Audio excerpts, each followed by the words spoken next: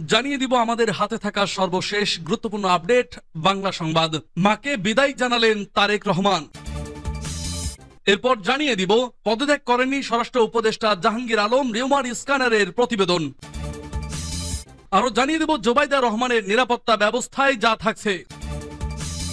এদিকে হবিগঞ্জে বিএনপি আওয়ামী লীগের সংঘর্ষে আহত অর্ধ শতাধিক এবং জানিয়ে দিব হাসনাতের ওপর হামলা, শিবির সভাপতির কড়া হুঁশিয়ারি। সর্বশেষ জানিয়ে দিব আদালত আমাদের সেকেন্ড হোম রয়ে গেছে বলছে গয়েশ্বর। শুনছিলেন সংবাদ শিরোনাম, এখন বিস্তারিত। তবে তার আগে অনুরোধ থাকবে ভিডিওটিতে একটি লাইক এবং কমেন্টস করে জানিয়ে দিন আজকের এই ভিডিও সম্পর্কে আপনার মূল্যবান মতামত। আর অবশ্যই এই ভিডিওটি আপনার ফেসবুক সোশ্যাল মিডিয়ায় শেয়ার দিয়ে ছড়িয়ে দিন আর জানিয়ে দিন আপনি কোন জেলা থেকে বা কোথা থেকে আমাদের সংবাদটি শুনছেন এবং দেখছেন। মাকে বিদায় জানালেন তারেক রহমান। লন্ডনের বাসা থেকে হিথ্রো বিমানবন্দরে পৌঁছেছেন খালেদা জিয়া। সোমবার বাংলাদেশ সময় 7:40 খালেদা জিয়া লন্ডন হিথ্রো বিমানবন্দরে প্রবেশ করেন। পরে তারেক রহমান মাকে বিদায় জানান। এর আগে স্থানীয় সময় 2:10 দলের ভারপ্রাপ্ত চেয়ারম্যান তারেক রহমান নিজেই গাড়ি ড্রাইভ করে মাকে বিমানবন্দরে নিয়ে যান। কাতারের আমিরের দেওয়া বিশেষ বিমানে এয়ার অ্যাম্বুলেন্স বেগম জিয়া দেশে ফিরছেন। প্রসঙ্গত, কাতারের আমিরের দেওয়া এয়ার অ্যাম্বুলেন্সেই তিনি লন্ডনে গিয়েছিলেন। খালেদা জিয়ার সঙ্গে দুই পুত্রবধূ জোবাইদা রহমান ও সৈয়দা শর্মিলা রহমানও দেশে আসছেন। এদিকে খালেদা জিয়ার দেশে ফেরার খবরে দলীয় নেতাকর্মীদের মাঝে উচ্ছ্বাস দেখা গেছে। দলীয় প্রধানকে স্বাগত ও অভ্যর্থনা জানাতে ব্যাপক প্রস্তুতি নিয়েছে বিএনপি ও অঙ্গ সহযোগী সংগঠনগুলো।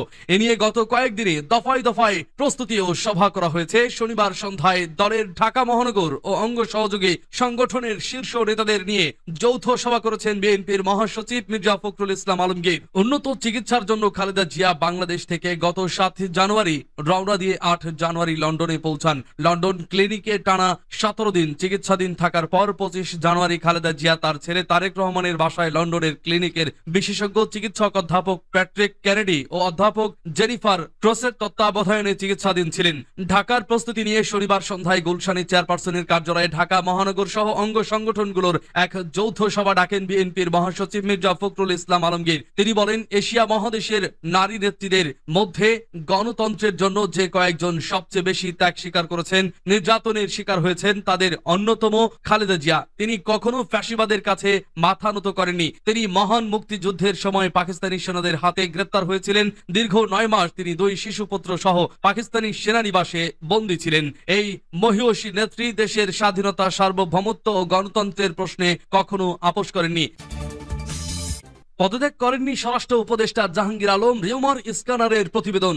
অন্তর্বর্তীকালীন সরকারের স্বরাষ্ট্র উপদেষ্টা লেফটেন্যান্ট জেনারেল অবসরপ্রাপ্ত মোহাম্মদ জাহাঙ্গীর আলম চৌধুরী নাকি পদত্যাগ করেছেন, এমন তথ্য সামাজিক যোগাযোগ মাধ্যমে ছড়ানো হয়েছে। তবে রিউমার স্ক্যানার টিমের অনুসন্ধানে এই দাবিটি সম্পূর্ণ মিথ্যা ও ভিত্তিহীন বলে প্রমাণিত হয়েছে। তাদের অনুসন্ধানে জানা যায়, এই ভুয়া তথ্যটি ছড়ানোর উৎস হিসেবে একটি ব্লগ স্পট ভিত্তিক ফ্রি ডোমেইনের সাইটকে চিহ্নিত করা হয়েছে, যার নাম সাদি নিউজ 24/7।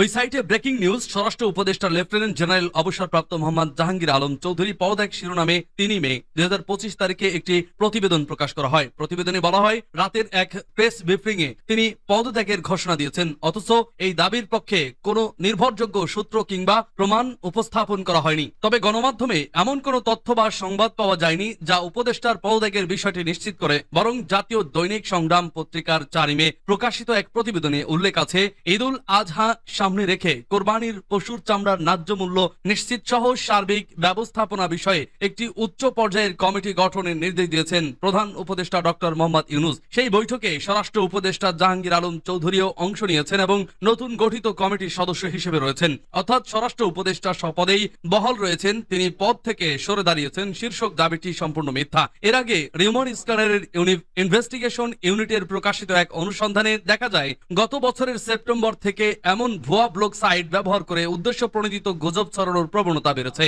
এসব অপতথ্য ছড়াতে নির্দিষ্ট কিছু ব্যক্তি ও গ্রুপের জড়িত থাকার প্রমাণও মিলেছে।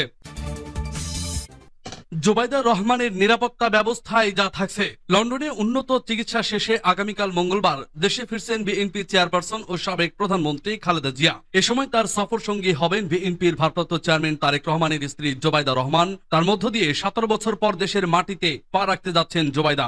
দেশে ফিরে জোবাইদা রাজধানীর ধানমন্ডিতে তার বাবার বাসা মাহবুব ভবনে উঠবেন বলে জানা গেছে, যা সামনে রেখে ইতিমধ্যেই বাসার পরিষ্কার পরিচ্ছন্নতার পাশাপাশি সিসিটিভি ক্যামেরা স্থাপনের কাজ শেষ হয়েছে।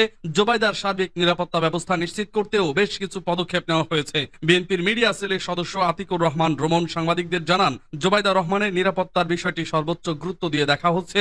বাড়ির চারপাশে নজরদারি বাড়ানো হয়েছে। দায়িত্বে থাকবেন সিএসএফ সদস্যরা, সঙ্গে থাকবেন পুলিশ সদস্যরাও। তবে দলের ভারপ্রাপ্ত চেয়ারম্যান তারেক রহমান নিরাপত্তার ব্যবস্থা করতে গিয়ে যেন এলাকাবাসীর কোনো ধরনের অসুবিধা না হয় সে বিষয়ে কঠোরভাবে নির্দেশ দিয়েছেন। তার কথায় নিরাপত্তার নামে মানুষকে বিরক্ত করা যাবে না, এটাই স্পষ্ট নির্দেশ।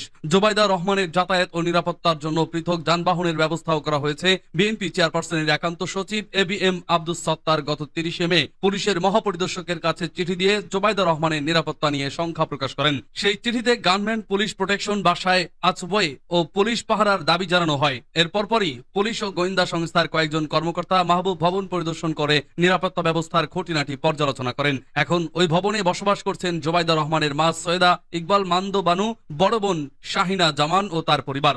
জানা গেছে, সৈয়দা ইকবাল মান্দো বানু বর্তমানে রাজধানীর একটি হাসপাতালে ভর্তি আছেন। 2008 সালের 11 সেপ্টেম্বর তারেক রহমানের সঙ্গে ঢাকা ছেড়েছিলেন জোবাইদা রহমান।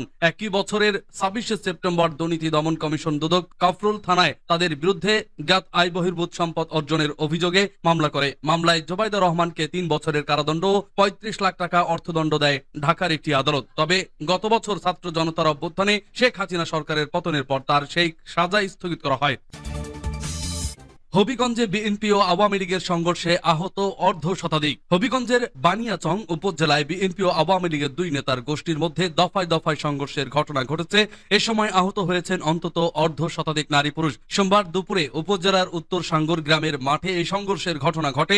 স্থানীয়রা জানান, বানিয়াচং উপজেলার উত্তর সাঙ্গর গ্রামের বাসিন্দা দক্ষিণ বানিয়াচং যুবদলের আহ্বায়ক নুরুল হুদার সঙ্গে একই গ্রামের মন্দরি ইউনিয়ন আওয়ামী লীগের সিনিয়র সহ সভাপতি জালাল মিয়ার মধ্যে দীর্ঘদিন ধরে পূর্ববিরোধ রয়েছে। এর জেরে সোমবার দুপুরে দুই গোষ্ঠীর লোকজন টাটা নিয়ে সংঘর্ষে লিপ্ত হয়। 2 ঘণ্টাব্যাপী সংঘর্ষে অর্ধ শতাধিক আহত হয়। তারা আরো জানান, গুরুতর আহত অবস্থায় আইয়ুব আলী, আজিজুল হক, হাদিস মিয়া, তাহের আলী সহ 5 জনকে সিলেট মেডিকেল কলেজ হাসপাতাল ও 20 জনকে হবিগঞ্জ সদর হাসপাতালে ভর্তি করা হয়েছে। অন্যরা বিভিন্ন হাসপাতালে চিকিৎসা নিয়েছেন। খবর পেয়ে পুলিশ ঘটনাস্থলে পৌঁছে টিয়ার শেল নিক্ষেপ করে পরিস্থিতি নিয়ন্ত্রণে আনে। বানিয়াচং থানার ওসি মোহাম্মদ গোলাম মোস্তফা বলেন, সংঘর্ষের খবর পেয়ে পুলিশ ঘটনাস্থলে পৌঁছে অন্যান্য আইন শৃঙ্খলা বাহিনীর সহযোগিতায় টিয়ার শেল নিক্ষেপ করে পরিস্থিতি নিয়ন্ত্রণে আনে। বর্তমানে ঘটনাস্থলে অতিরিক্ত পুলিশ মোতায়েন করা হয়েছে। আহতদের মধ্যে 5 জনের অবস্থা আশঙ্কাজনক। তাদের উন্নত চিকিৎসার জন্য সিলেটে পাঠানো হয়েছে। শিবির সভাপতির কড়া হুঁশিয়ারি, হাসনাতের ওপর হামলা। গাজীপুরে জাতীয় নাগরিক পার্টির মুখ্য সমন্বয়ক হাসনাত আব্দুল্লাহর গাড়িতে হামলার ঘটনায় নিন্দা ও প্রতিবাদ জানিয়েছেন বাংলাদেশ ইসলামী ছাত্র শিবিরের কেন্দ্রীয় সভাপতি জাহিদুল ইসলাম। রোববার ছাত্র শিবিরের ভেরিফাইড ফেসবুক পেজে এ তথ্য জানানো হয়। শিবির সভাপতি এক বার্তায় বলেন, গাজীপুরে হাসনাত আব্দুল্লাহ ও তার সহযোগীদের ওপর হামলার নিন্দা ও প্রতিবাদ জানায়। দ্রুত সন্ত্রাসীদের গ্রেপ্তার ও বিচারের আওতায় আনতে হবে। তিনি আরো বলেন, ফ্যাসিবাদ বিরোধী আন্দোলনে যারাই আমাদের সহযাত্রী তাদের কারো ওপর হামলা হলে আমরা জুলাই যোদ্ধারা একসাথে তা প্রতিরোধ করব ইনশাআল্লাহ। জাহিদুল হুঁশিয়ারি দিয়ে বলেন, 36 জুলাই পরবর্তী বাংলাদেশে পুরাতন কিংবা নব্য ফ্যাসিস্ট কাউকে ন্যূনতম ছাড় দেওয়া হবে না। এদিকে হামলার ঘটনায় প্রতিক্রিয়া জানিয়েছিলেন লেখক, ব্লগার ও অনলাইন অ্যাক্টিভিস্ট পিনাকি ভট্টাচার্য। রোববার রাতে সামাজিক যোগাযোগ মাধ্যম ফেসবুকে দেওয়া এক স্ট্যাটাসে পিনাকি লেখেন, হাসনাত আব্দুল্লাহ জুলাই বিপ্লবের আত্মাকে ধারণ করে তার উপরে হামলা, জুলাই বিপ্লবের স্পিরিটের উপরে হামলা। হাসনাত আব্দুল্লাহকে রক্ষা করা আপনার আমার সবার দায়িত্ব। আমি দেশে থাকলে ওকে বুক দিয়ে আগলায় রাখতাম। যারা দেশে আছেন তারা হাসনাতকে বুক দিয়ে আগলায় রাখুন। ইনকিলাব জিন্দাবাদ, জিন্দাবাদ ইনকিলাব। প্রসঙ্গত, হাসনাত আব্দুল্লাহর গাড়িবহরে হামলার ঘটনায় 2 জনকে আটক করা হয়েছে। আদালত আমাদের সেকেন্ড হোম হয়ে গেছে বলছে গয়েশ্বর। বিএনপির স্থায়ী কমিটির সদস্য গয়েশ্বর চন্দ্র রায় বলেছেন, কোর্ট আমাদের সেকেন্ড হোম হয়ে গেছে। প্রায় সেখানে যেতে হয়। প্রধান উপদেষ্টার নামেও অনেক মামলা দেওয়া হয়েছিল। সে সময় আমরা তার প্রতিবাদ করেছিলাম। এখন তিনি তার বিরুদ্ধের সব মামলা প্রত্যাহার করে চেয়ারে বসেছেন। অথচ আমি গয়েশ্বর কেন এখনো কোর্টে হাজিরা দিই? সোমবার জাতীয় প্রেস ক্লাবে বাংলাদেশ পেশাজীবী জোট কর্তৃক আলোচনা সভায় প্রধান অতিথির বক্তব্যে তিনি এসব কথা বলেন। তিনি বলেন, বিএনপি কখনো প্রতিহিংসার রাজনীতি করে না। এর ফলে যে সুবিধাটা হয়েছে, অনেকেই ভেবে নিয়েছে বিএনপির বিরুদ্ধে লেখা ও বলা সবচেয়ে নিরাপদ। সাংবাদিকরা আগে বলতো সংবাদপত্রের স্বাধীনতা নাই, তাই আওয়ামী লীগের বিরুদ্ধে কিছু লেখা যেত না, কিন্তু বিএনপির বিরুদ্ধে নানা কথা লেখা হতো। তবে সংবাদপত্রের স্বাধীনতা মানেই সাংবাদিকদের স্বাধীনতা নয়, সংবাদপত্রের মালিক বা প্রকাশকের স্বাধীনতাই মূল স্বাধীনতা। তিনি আরো বলেন, কিছু মিডিয়ার মালিক সরকারের সঙ্গে সমঝোতা করে, ফলে তাদের বিরুদ্ধে কোনো নিউজ করে না। অনেক মিডিয়ার পয়সার অভাব নেই, কিন্তু সাংবাদিকদের ঠিকমতো বেতন দেয় না। তিনি আরো বলেন, 5ই আগস্ট যদি হাসিনা না পালিয়ে পদত্যাগ করতেন, তাহলে নিয়ম অনুযায়ী 90 দিনের মধ্যে নির্বাচন দেওয়া লাগতো। তাহলে এখন নির্বাচন কমিশনের 1.5-2 বছর সময় লাগছে কেন? আমরা এখন নির্বাচন কমিশনের কিসের প্রস্তুতির জন্য অপেক্ষা করছি? সভায় উপস্থিত ছিলেন বিএনপি চেয়ারপারসনের উপদেষ্টা আব্দুল সালাম, পেশাজীবী জোটের সমন্বয়কারী হুমায়ুন কবির ব্যাপারী, প্রজন্ম একাডেমির সভাপতি কালাম ফয়েজী প্রমুখ।